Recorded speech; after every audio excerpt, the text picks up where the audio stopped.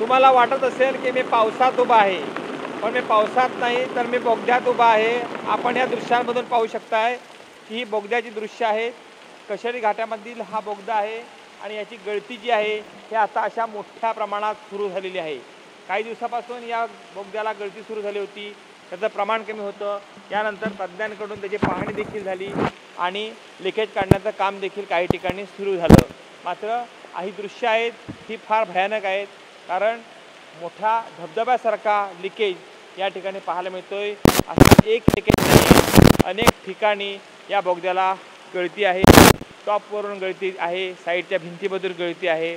सगळ्याच ठिकाणी ही गळती आपल्याला पाहायला मिळते. मोठ्या प्रमाणामध्ये गळती ही आता सुरू झालेली आहे.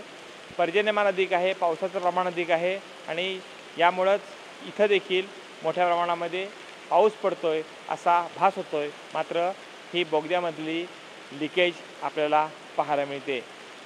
या ठिकाणी मंत्री महोदयांनी भेट देखील दिली होती. सार्वजनिक बांधकाम मंत्री आले होते, त्यांनी बोगद्याची पाहणी केली होती. तज्ज्ञांकडून दर्जेदार काम करून घेतलं जाईल असं म्हटले होते. मात्र सध्या ही दृश्य आहेत ही लिकेजची वाढताना पाहायला मिळत आहेत.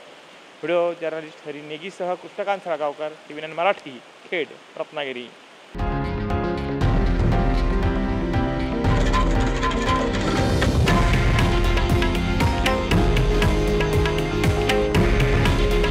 हे आहे देशातील नंबर 1 न्यूज नेटवर्क आणि आपण पाहत आहात TV9 मराठी. काळजी तुमची, हित महाराष्ट्राचं.